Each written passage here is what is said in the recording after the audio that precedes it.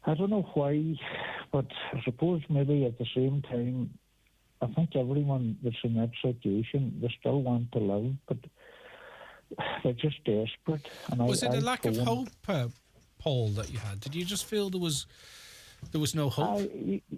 You sort of give up hope, and you see kind of no way out, and you sort of feel you can be better dead, and that no one cares about you. And I know it's not that way, but your mind can go to that point. You know what I mean? It just sort of...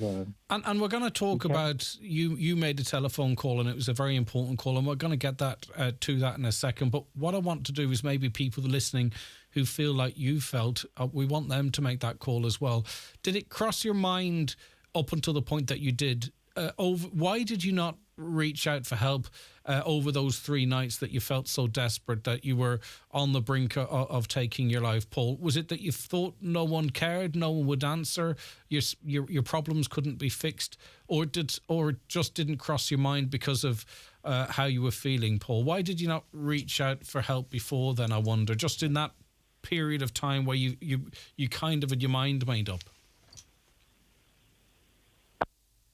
You know, you're so desperate, and I don't know, it's hard to explain it. You just sort of have that fear, and you know, I know I probably did have numbers of people that I could have reached out to, but I just couldn't bring myself to it. You know what I mean? I just,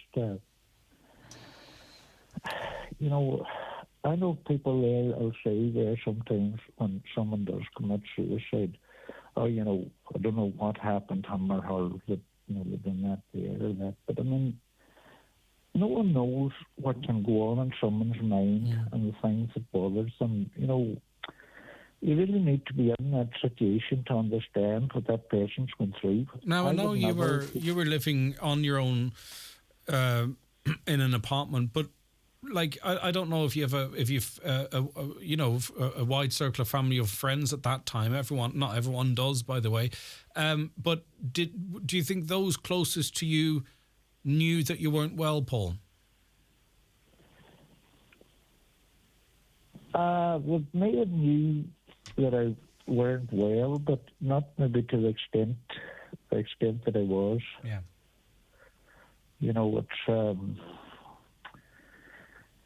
I suppose at that time, you know, I wasn't close sort of to my family. You know what I mean? I just wasn't close to them, and it's not that anyone does it out of any badness or spite or that. It's just you get so low to a point that you're just sort of desperate. I mean, I'm on here today. I'm not on, you know, for publicity or that. But if anyone listening today is in that situation I was in, I mean, I know I phoned. I think it was 999 because I probably didn't have a number for the Garda station, but it was put through to Letterkenny. And I know there were 2 guards there within 5 minutes. And I mean, I know. You know, times, like a lot of people maybe would be critical of guards, you know, that there, but maybe kind of pulling you up for something minor offence, or you have some defect in your vehicle and you're trying to avoid them. But I mean, they were more than helpful. Them 2 guards, I owe my life to them. Yeah, you said they saved your life. They saved my life. When and I did. Sorry. No, I was going to say, when they walked through the door to you, at what point did things feel like they changed for you? Was it when you saw another human that was looking after your welfare, Paul? Like, when did it sort of change for you that you started to think, right? It was the case that somebody did come, and they came so quick when I reached out for help. Showed how important you were. You know what I mean? You felt then that maybe, you know, maybe I'm not worthless. You know what I mean? No one is worthless. And so, what happened next? So, I mean, obviously there was the immediate intervention, and as you say, you speak so highly of them. They saved your life. And was it from there then that you began to get a bit of help, Paul? Well, they had to sort of take me in for my own safety. But I mean, they handed me over. They were ever so nice and handed me over to the professionals. That sort of dealt with me. And I know I did go back to them, and I you know what I mean. I thanked them always, and I did sort of write out 2 handwritten plaques for each of them. And I recommended them to their superior, and all that, but I mean, honest to God, they should have got gold medals, for people that, and I'm one of them that can maybe criticise a gag or that to give you a kind of a rollicking about something that, I get yeah. Some defect, but I mean, really, they were really, really, you know what I mean? Yeah. And there were two angels. And now, a couple of years later, how's life for you now, Paul? Life's good. It's a hell of a lot better than what it was. I'd still sort of have moments that I sort of, that maybe things would get to me, but I sort of know it'll pass. Mm. And it's ups and downs, isn't it, for all of us? But I mean, obviously, it affects people in deeper ways. But it is, life can be cruel and tough at times, and then there's brighter times ahead. So the point you wanted to come on here for, Paul, and I appreciate your candour and your honesty, and also I think it's lovely that you've got an opportunity to thank these 2 angels as you described them. Is if anyone is listening that feels like you did, that you are not worthless, you are really, really important. I can't emphasize enough how important you are. I know what you're saying, and like anyone that is feeling today or tomorrow the way that I felt then, there is hope. There is hope, and there is people that cares. You know what I mean? No matter what the situation, there is people that cares. And everyone makes mistakes, and we don't always do what's right. But I mean, we're all humans at the end of the day, regardless, of your status or anything else. You know what I mean? Yeah. And I think people at times, shouldn't be so maybe hurtful and cruel at times. What to say to people, and sort of, I think it's, sort of sometimes my attitude changed since then, and well, can I sort of add on to that, if you don't mind? Like, no more so than anyone gets in a car in the morning and drives, they would never want to be responsible for causing another person any harm. No more so with our words or how we treat someone. I would hope that no one goes out with the intention of hurting someone or making someone feel so bad to the point where they would harm themselves. So it's very easy for us to get our heads around the fact that you would never do that intentionally in a car. But what we need to do is start saying, well, what else am I doing today, or how am I treating this person that might harm them in a very serious way? And maybe that's how we need to start thinking, Paul, because there's so much abuse out there, so much negativity amongst us. We just need to try and get past that. I feel like I'm saying the same thing over and over again on the show, Paul, but I would just love if we could just get back to, regular social discourse where we agree on some things, we disagree on some things, but at the end of the day, if you need a hand up, Paul, my hand's out for you. And I know if I need a hand up, that your hand is extended down towards me. Very much so. Very much so. Funny, I did write sort of a wee poem after that myself, sort of read it. Are you going to give us a few lines of it, Paul? Or well, I did say, I sort of ended it, I said, while there is life, there is always hope. So reach one's hand to those that need it most. I don't remember it all now. No, but I get the impression. I get the sentiment. Paul, listen, thank you. I'm delighted that you're feeling better now. And you see, the mental health, the path on mental health is it's an uneven one. There's no quick fix. I mean, and I appreciate celebrities sometimes coming out and speaking about their journeys, but they have a beginning, a middle, and an end. In other words, that they felt bad, they go through this journey, and then they feel great at the end, and that's fine. But I'm I think your story is more relatable because, Paul, the reality is still nowadays that you feel some days where things get on top of you a little bit, but you're well equipped, better equipped now to deal with that. But you also know that if you need a little bit of help along the way, that there are numbers that you can ring. And I think that's real life. You know, it's not a light switch. We don't switch on and off our mental health. You have to learn to adapt and live with things like we do with all things in life, Paul. Exactly. And then sort of the point I was making, that if someone's desperate enough, I mean, ring 999, you know what I mean? Because the guards isn't out to get us, they're there to help us too, if we need it. Paul, lovely to speak. Lovely to speak to you. Thank you so much for... Thanks. I'm sorry if I didn't come across right, but I was just, if it helps anyone, that's all I wanted. It was perfect. Absolutely perfect. Thank you very much indeed for that. I really do appreciate it, Paul. You did really, really well. So just some numbers for you here to take note of. And there's a mixture here of numbers that you can call or numbers that you can text. The Samaritans are 116123. Women's Aid, 1-800-341-900. Aware, another organisation, 1-800-80-48-48. Pieta House, 1-800-247-247.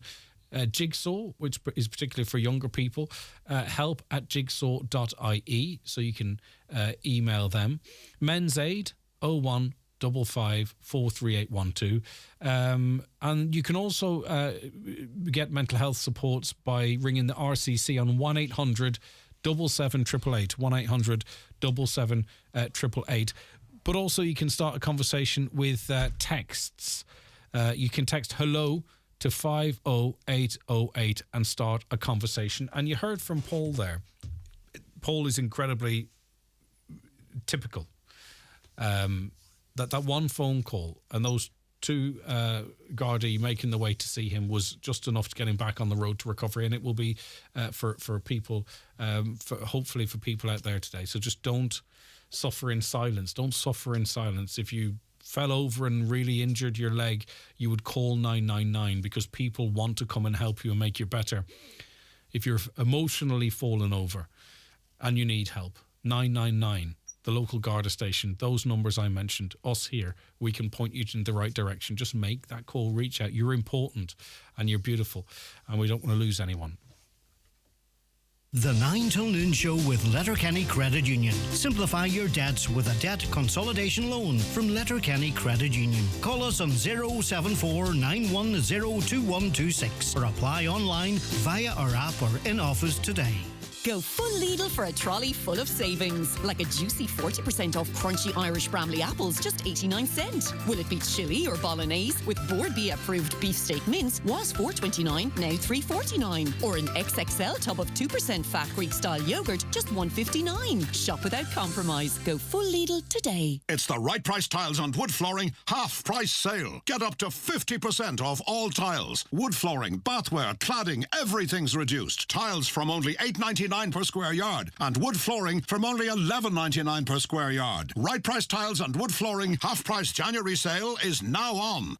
If you don't like waiting, then the new Citroën C5 Aircross SUV is the car for you. That's because the C5 Aircross is available now, so you really won't have to wait at all. And ironically, with its advanced comfort technology, best-in-class boot space, amazing finance offers and 5-year warranty, it would definitely be worth waiting for. If you had to wait, which you don't. The new Citroën C5 Aircross SUV is in stock now at Highland Motors, Mountaintop, Letterkenny.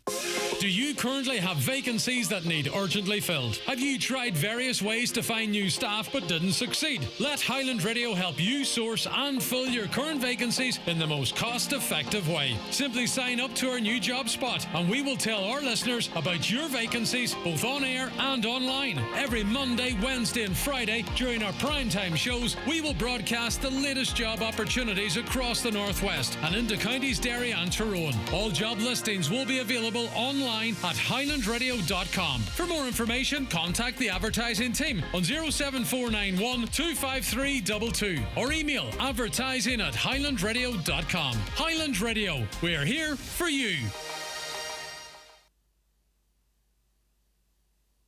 All right, you're very welcome back to the programme. It is the 9 till noon show here on Highland Radio. 086 60 25,000. WhatsApps and texts to that number, or give us a call on 074 91 25,000. On to the programme now. We welcome Louise. Hiya, Louise. Good morning, Greg. Good morning to you. I was making the point earlier on to Brian from the council about home helps and other services being able to access certain areas. I think we accept the council can't meet all demand, but hopefully when there is a particular need, they'll be able to meet that need. What is the situation in your area, Louise? Well, we live up on top of a hill, obviously, and we have asked repeatedly for grit bins full of grit to be placed up and down Burke and the Dipper so that we can spread the grit ourselves. And we've been told we can't have any grit. Now, my partner went down to the council yard to get some grit and was told he was only allowed to get sand. Now, there has been some sand delivered in certain parts of the road, but as you know, Greg, whenever it snows, you can't find where the sand is.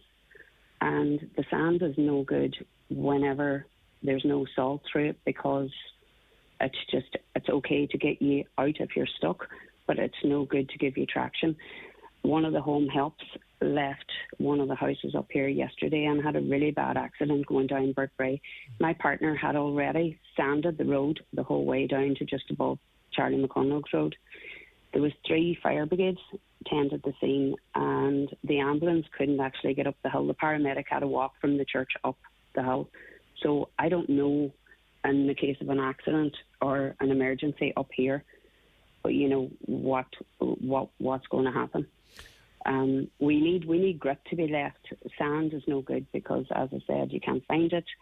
It washes away whenever it rains, and it's just useless. It's useless when it freezes. Is there I sent you the video of it, lumps of frozen sand as well. I get you. I understand. Sorry. Yeah. So is it obvious with your area, because of its height above sea level and what have you, is it obvious when you're going to get a spell of poor weather in that area? In other words, that maybe stuff is left there in a timely fashion so that it's useful in terms of keeping the road clear?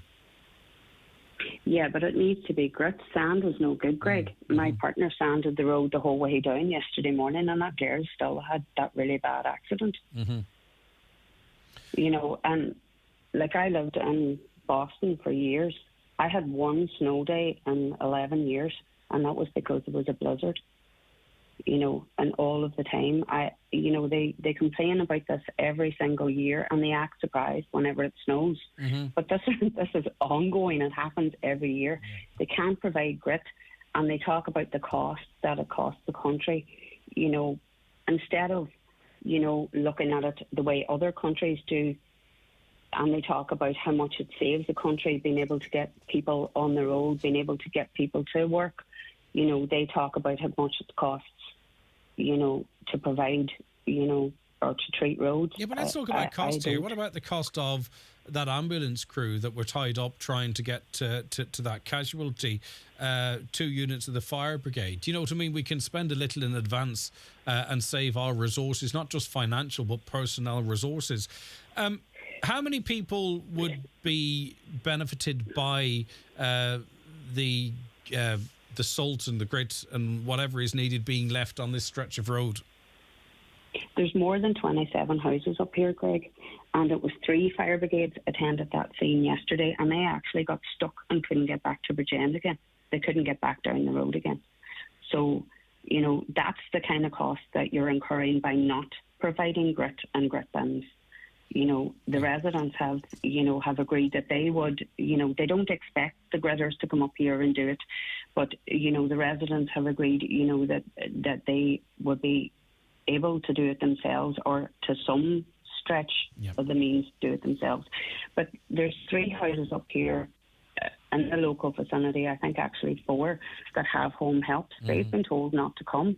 And I wouldn't blame them, because this is the second home help that's been in an accident because of the untreated roads. The other girl has wrecked her car as well. That's 2 home helps. And, I don't blame them. But, years ago there was services put in place, and the army was sent out with the home helps to take the home helps to the houses.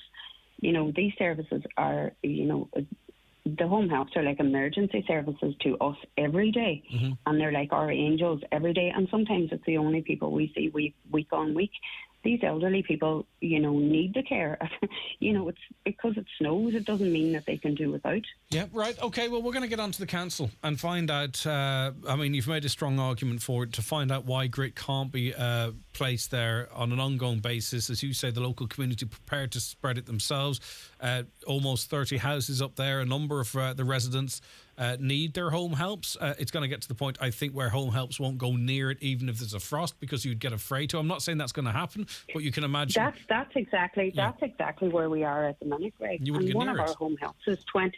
No, she has 22, upwards of 22 calls every day, and this is 22 people that's going to be without care. Right. We're paying property tax up here. We have no water, we have no lights, we have no pavements. I don't know. There should be an exemption up here because they're not prepared to do anything or give anything. Right. Oh. And then if you're living in a lower area, Burnfoot and Burgen got flooded out of it, and those poor people still aren't back in their houses. So, where do you go? Louise, leave it with us. We're going to inquire with the council to see what can be done here. I think the argument is pretty strong. Thank you very much indeed for your time. Mary, good morning to you. Morning. How are you? Asked me to ask drivers something. I says, you know what, Mary, ask them yourselves. Ask them yourself. Go ahead. Just to leave more space, especially going up and down hills. I've come from the town there this morning. Which town, Mary? Which town? Letterkenny. Oh, right, okay. People are practically tailgating as if there's no weather conditions to be worried about. They're too close, even if there were no conditions.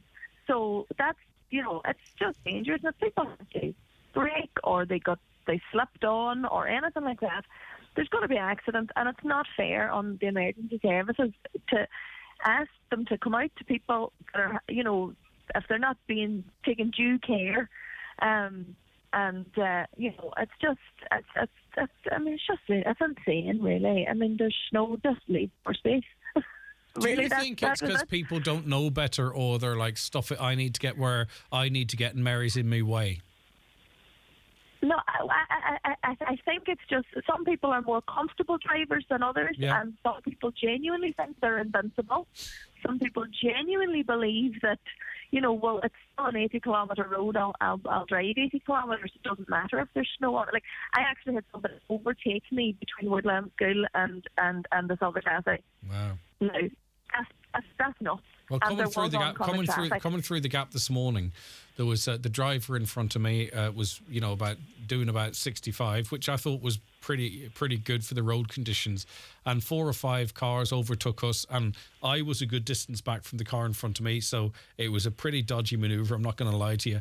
But one of those ones where you grip the steering wheel a little bit tighter because you think you're just about to see something? Yeah. It was just like that. And then they ended up half a kilometre up the road behind a lorry. So it was a manoeuvre that achieved absolutely nothing. And I passed one of the cars coming in on the dual carriageway. Exactly, and then to have to maybe ask the emergency services to come out to Barnesmore Gap on a day like that there is just, if someone has done something reckless, that's really not fair in the emergency services. Obviously, accidents happen to even the most carefulest of people, and that's just life.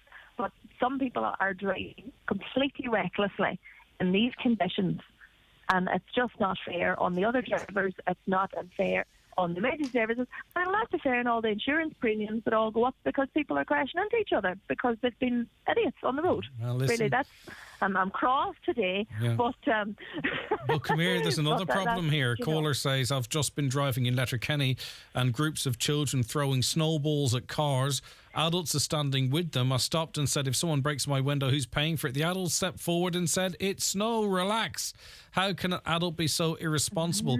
So can you imagine the scenario you're outlining? Snowball hits your car, you slam your brakes on, crash. Next thing, 4 or 5 cars are damaged, and we hope no one's injured. So I understand that young ones are having a bit of fun, but just be safe, everybody. Just be safe, everybody. Right, I think it's. I think if you can, I think it's time to put the feet up for the afternoon, Mary. Not Mary. Yeah, it is Mary. Sorry. Yes, indeed. Feet up. All right. Take care of yourself. Lovely to chat to you. Bye bye. Safe travels. The 9 till noon show with Letterkenny Credit Union. Do you need to switch your current account or loan? We are now offering MyCU current account and debit MasterCard, bringing full banking features and competitive rate switcher loans. Mr. Blue Sky, please tell us why. The Euro Millions jackpot is a guaranteed 17 million euro. Play responsibly in-store, in-app or at lottery.ie. The National Lottery.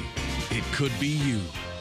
Visit Sensory Complex for a perfect family day out. Kids will love exploring sensory play. We have lots of tasty options available at Backstage Bar and Grill. And at Sensory Cinemas, we're showing kids' movies, comedies, action and adventures, dramas and more. Get in touch on 074 9121976 or visit sensorycinemas.ie for more information. Are you interested in a career in financial services? John F. Lowery Financial Services are expanding, and we are looking for administrators, trainee financial advisors and experienced financial advisors to join our team.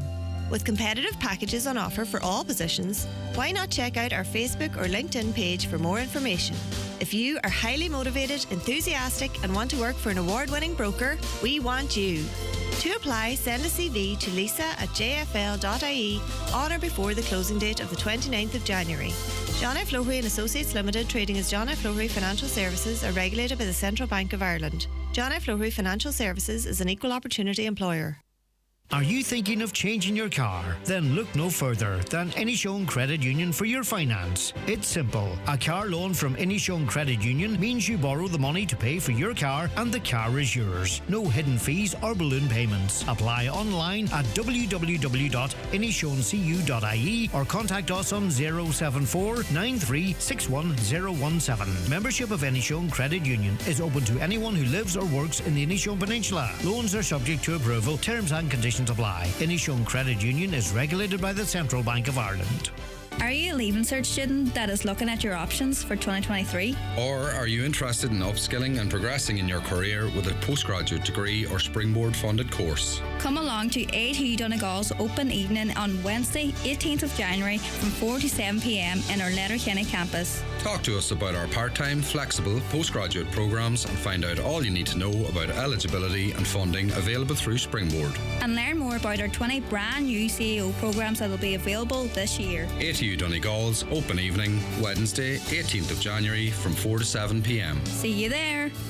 Highland Radio weather updates with Ireland West Airport. Discover Edinburgh this summer with Ryanair's 3 times weekly service. Stunning architecture, endless winding streets and an awe-inspiring castle. Ireland West Airport. Don't just take off, take it easy. It's snowing heavily here in the mountaintop again. The weather more generally chilly with a mix of sunny spells and wintry showers, generally falling a sleet or snow. Some of those showers may also produce thunder and hail, especially in the afternoon and evening. Highest temperatures of 2 to 5 degrees. Now stay with us here on your local radio station because that's what we're here for. We're here for you, and you are there for us, which is very much appreciated, and it's to share information.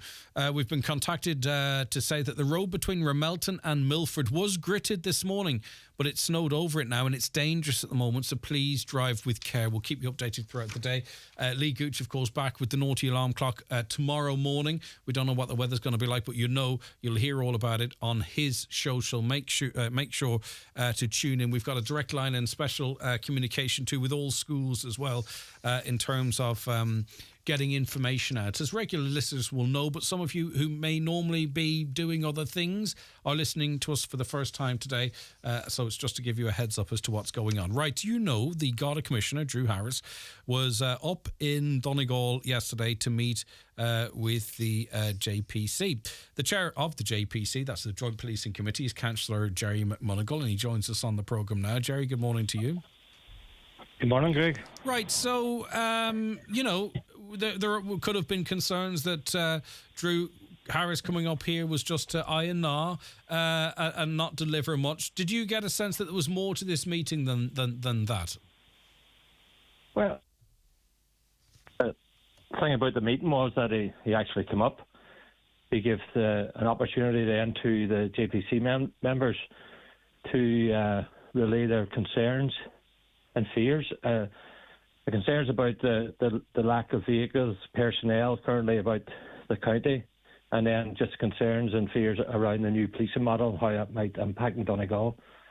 So from that perspective, I think it was a positive meeting. Right, so let's take one of those. So in terms of saying to him, Drew, why are there some Garda stations here that don't have cars?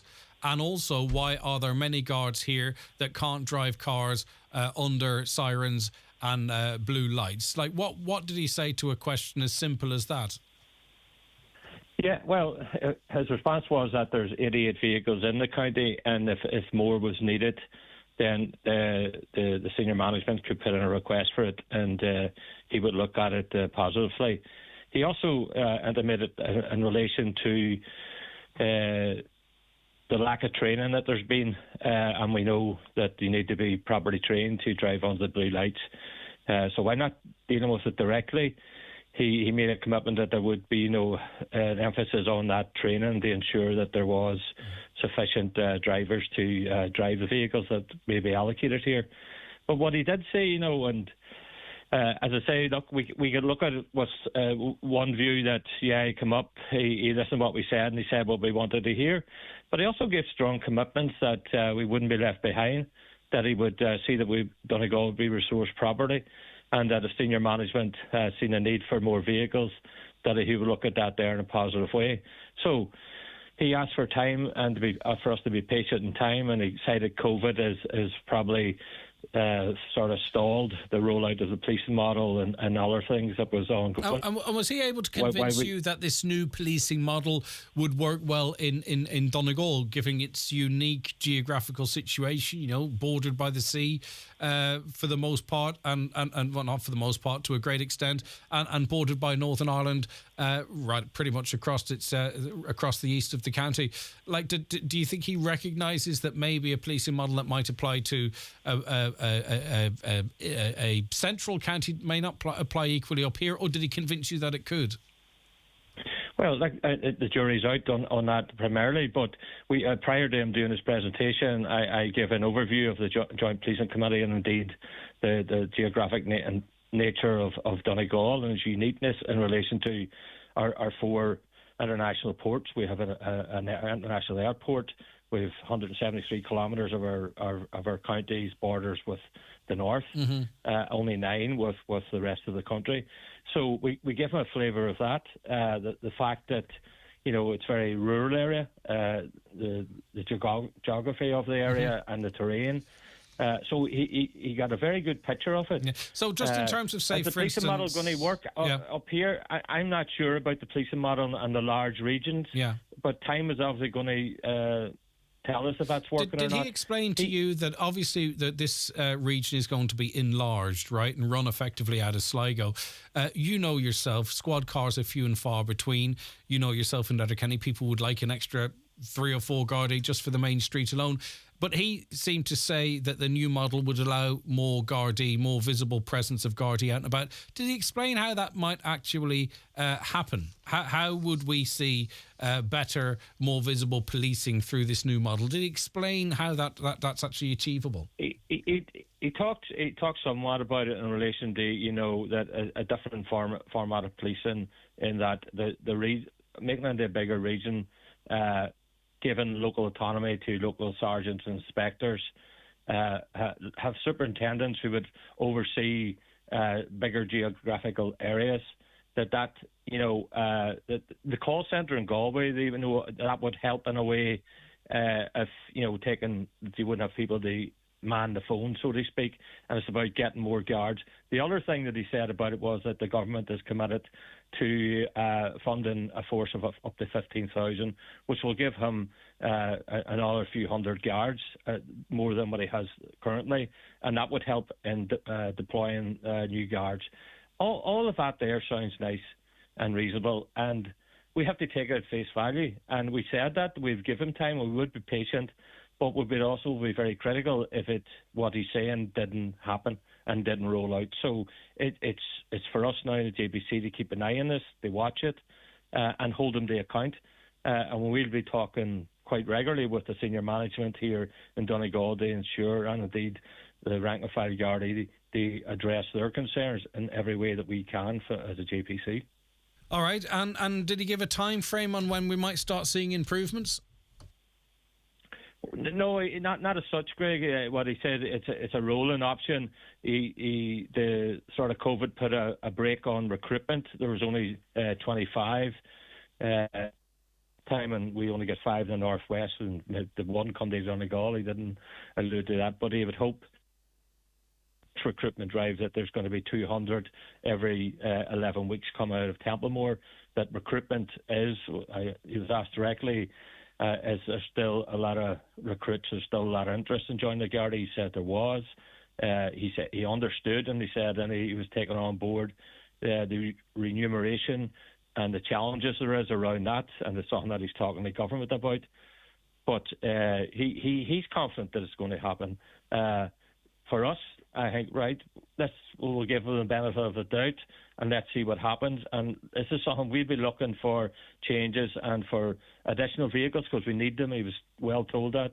He's talked about the drug situation in the county, about the crime, and and so he gets it. He gets the problems. Okay. Yeah, he says he gets it, and he heard us, and he's going to listen to us. Okay. So we'll give him that their time to see how he Understood. responds to it. And he came up and he recognises the issues. I get that. Thanks for your time, Councillor. I really appreciate it. Councillor Jerry McMonagle, Chair of the Joint Policing Committee.